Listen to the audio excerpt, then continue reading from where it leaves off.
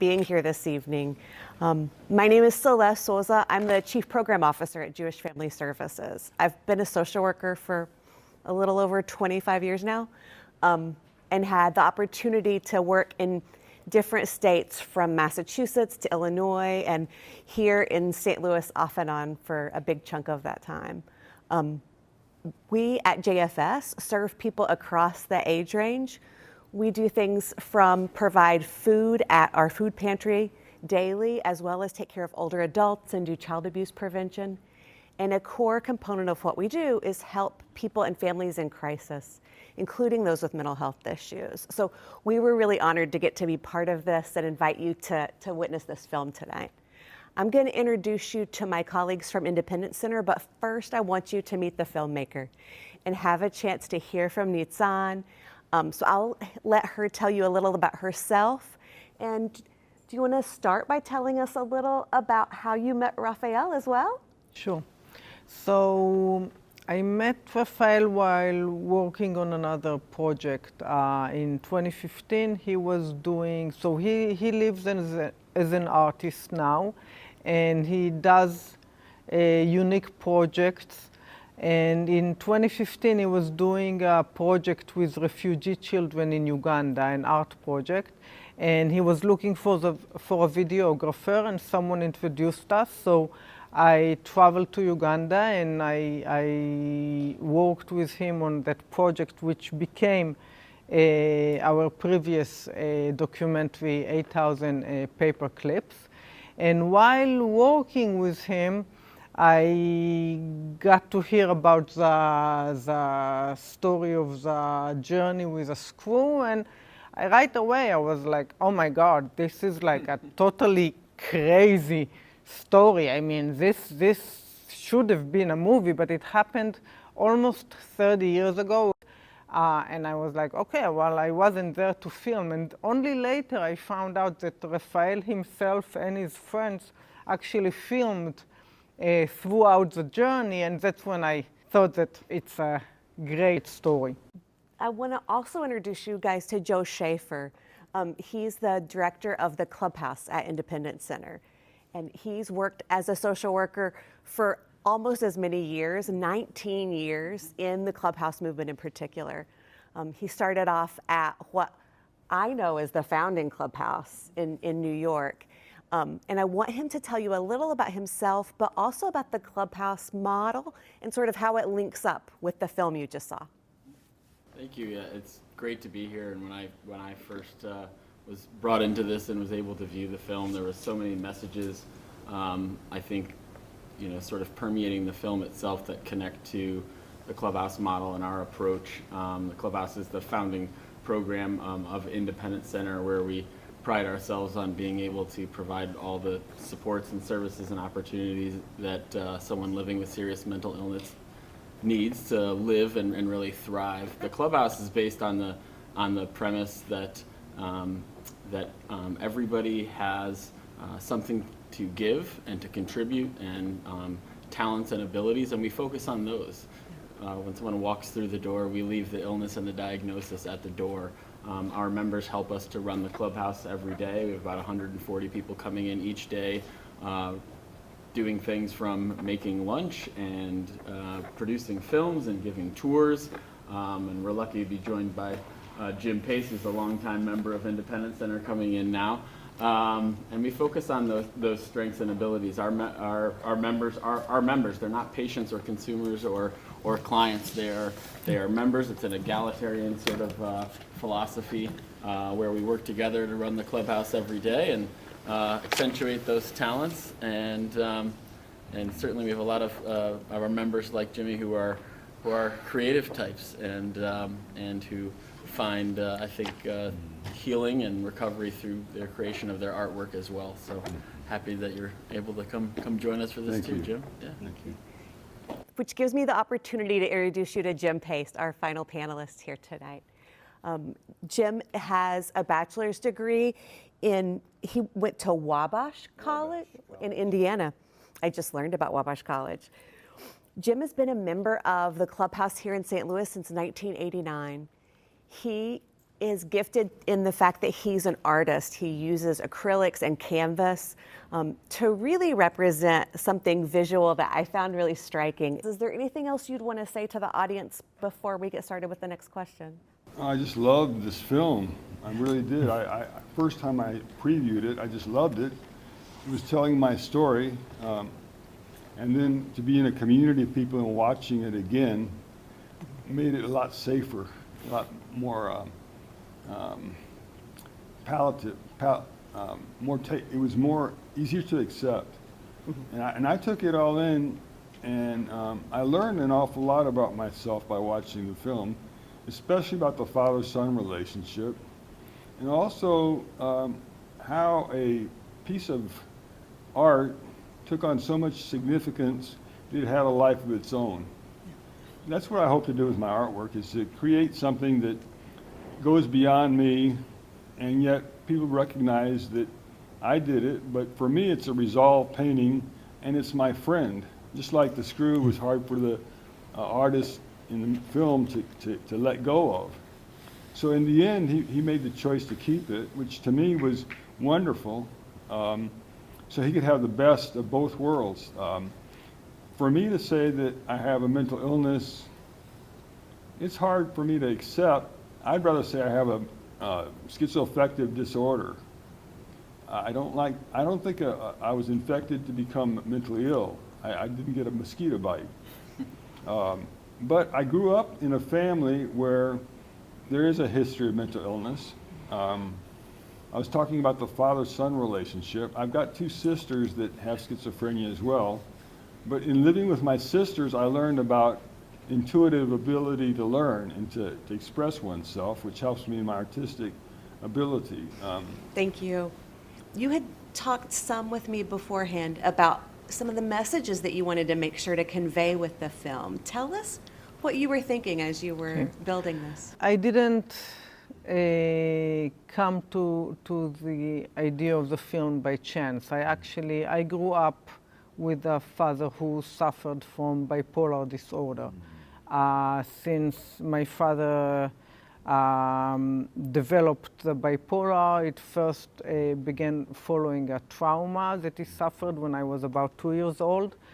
And I grew up with that. It was always present in my life. So when I learned about that side of Raphael's stories, a part of the mood disorder and the relationship with the son, that was for me like, okay, I really have to make this film. That's why it's important to me. And so there's 3 points that I really wanted to highlight. One is the family relationships, the importance of the family to the well-being of the person struggling with mood disorder or any kind of mental illness. I think a family relationship with children is paramount to healing and or for dealing with it in the best way. The other 2 things that I think were important, one is the fact that Raphael went through some significant changes through the time. The journey took about 7 years, and he went through significant changes. And I think that a lot of times when someone is diagnosed with a disorder, people want to try and treat them in a way that will revert everything that happens and will take it back to where they came from, to go back to maybe the previous job or back to school, whatever way of life the person had before. And I think that we need to understand that the change that happens with mental illness is much more than just the symptoms. It's a change of the self. And maybe the way to help people is really to try and find a new way of living. Raphael, after his diagnosis and after his suicide attempt, there was no way he's going back to being an owner of a preschool with all the responsibility that comes with it. He just wasn't up to that. And he had to reinvent himself. And he found himself through art, and he's been living as an artist. Thank you so much. At JFS, we think a lot about people and families and how people are not isolated and alone, but rather like part of the household unit and the neighborhood and a larger community. And it's part of what we really respect about what you guys do at Independence Center too, is to have this intentionality around it. Can you tell us a little about what that intentionality means for people day to day in that change process? Sure. I think in the clubhouse, we say that we're based on it's a voluntary program. We call it the voluntary nature. So all of our members are choosing to come into the clubhouse whenever they want. They choose what they do. They choose who they work with, and all of that. And I think inherent in that choice is a sense of empowerment. And so I also want to mention that when we talk about recovery or mental health recovery as being nonlinear, I mean, I think the same is true in life, right? Whether you have a mental illness or not. And so that choice within the clubhouse allows our members to connect, I think. That you talk about those themes of connection. Oftentimes that the mental illness can cause fractures with family relationships. And often what we say is that while we don't do therapy within our clubhouse program, community is our therapy. And so providing that sense of connection and a place to come and a place to be can help to create or recreate a foundation off of which people can choose those next steps of where their life is going to go in terms of employment, in terms of school, in terms of housing. So I certainly really reconnected to, as Raphael was talking in the film there, about sort of the destruction and creation being one process in and of the same, and sort of so we work with folks every day who are sort of rediscovering where they're at and where they want to go, and hopefully providing support all along the way. I love it. Thank you. When we watched Raphael talk about how art had been such an important part, like the screw making things make sense for him. Can you talk a little about expressive arts? I think that's the goal of every piece of art, is to express something according to your personality. Yeah. That's a simple answer. Do you think that it is important that we be able to express? Yes, of course. It's so huge. In the creative process, you create something bigger than yourself, more important than yourself. So something lives on your own worldly days. Yeah. I thought it was interesting that Raphael went back to see Van Gogh's gravesite. Why Van Gogh? Why did you think Van Gogh? I didn't think Van Gogh. Yeah. He did. Yeah. He did. I It thought it was was interesting. remarkable. Yeah. Remarkable. How he found it. He did find it. He took it, made his mission to get there. Everything he decided to do in his life, he accomplished. Yeah. And is he still alive? Yes. Oh, that's wonderful. Yeah. He can sit back and relax. I have one last thing. I thought it was remarkable that Ty is still a part of this project. I think that's laudatory. Yeah. The way that he was able to build to maintain that relationship with the son, and how much the whole family made that happen was pretty cool. Are there questions from you guys? Things that you want to make sure to ask? Yes, sir.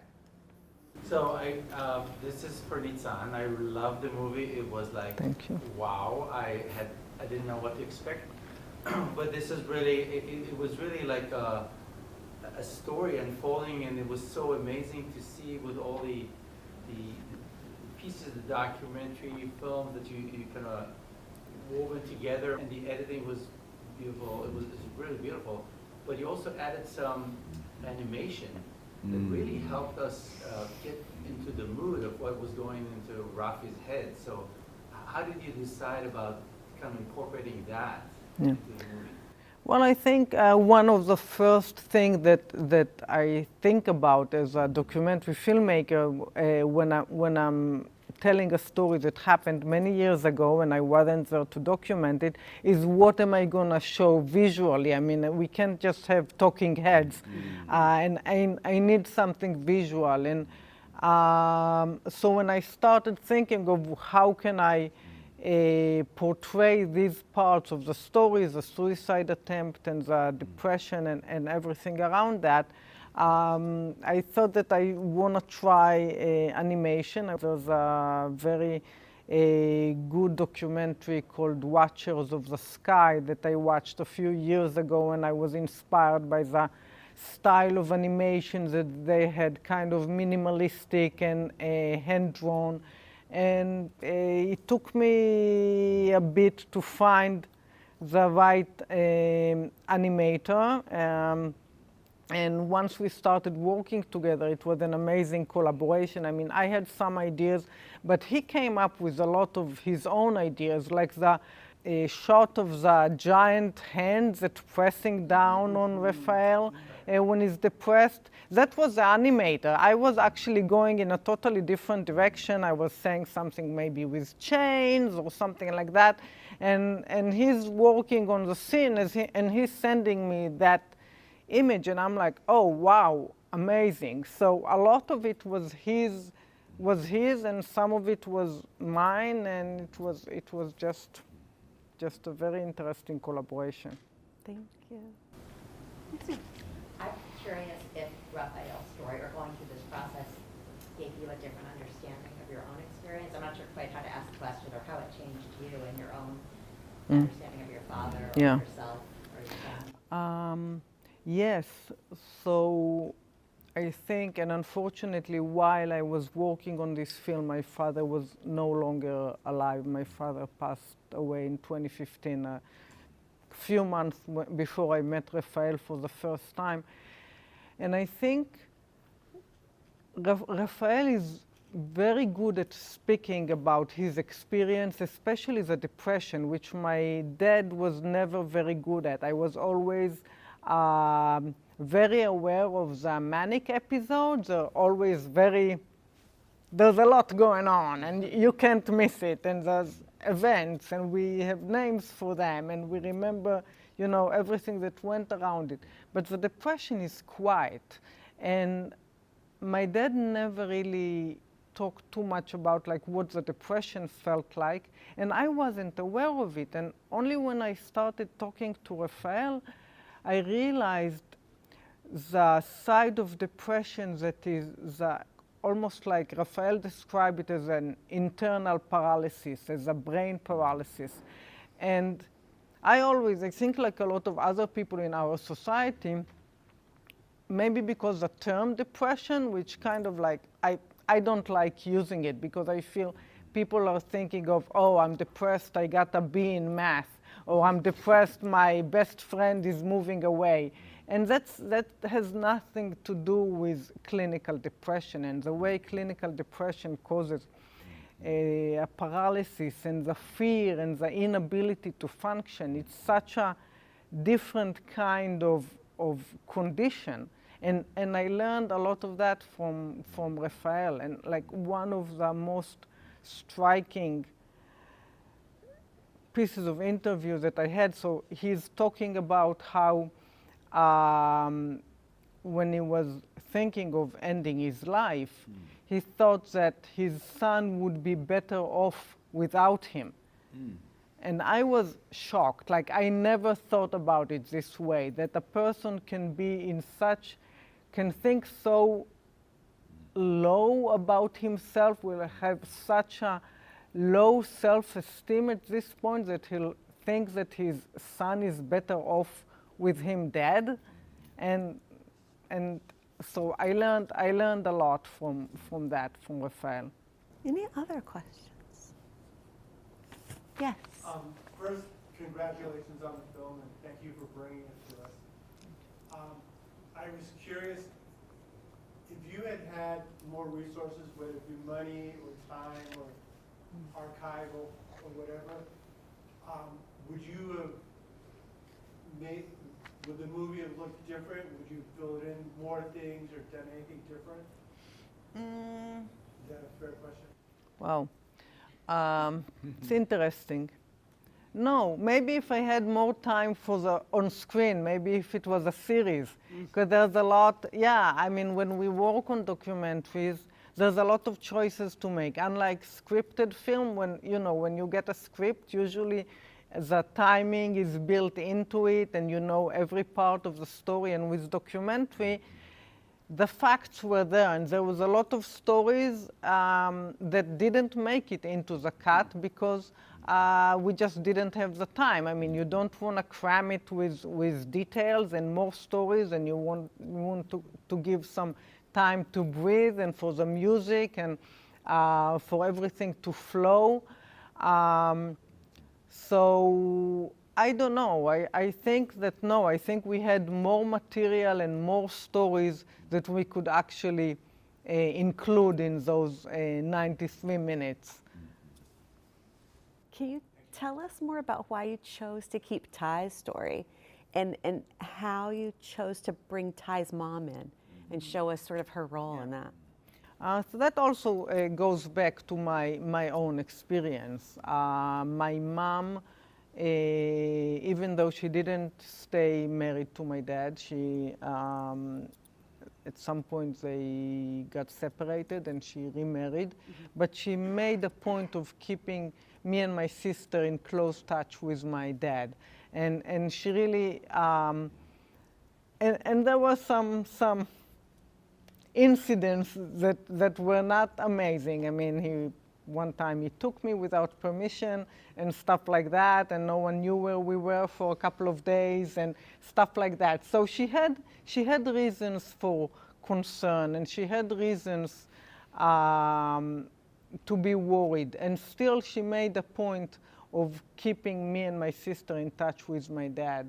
And so I saw the same thing in Judy and in her story, and her willingness to actually move to Italy with Ty to be near Raphael, because she thought it was the best thing for Ty. Also, I mean, we're not getting into it in the film, but she had her own reasons why. I mean, you can hear from her accent, she's not Israeli originally, she's from Argentina, so she didn't have deep roots in Israel. So it wasn't that hard for her to actually move to Europe. But she definitely wanted Ty to be near his father. And You know, I think that one of the things that we see if we over-medicalize treatment of mental illness is that we can separate people from their families. We can say people are going to go in the hospital and you don't have phone calls for the first few weeks, or you're going to talk to your treatment team and they're not going to talk to the extended family. And part of what we've worked in several different ways in the US is to try to change that or question that. How do you guys involve family and friends at Clubhouse, and what are some of the things you've learned from that? Well, I think it starts with each individual, you know, and it starts with respecting each individual and knowing that some folks are already estranged, and supporting them in giving them the space and the time, and I guess when appropriate, the encouragement to try to reconnect.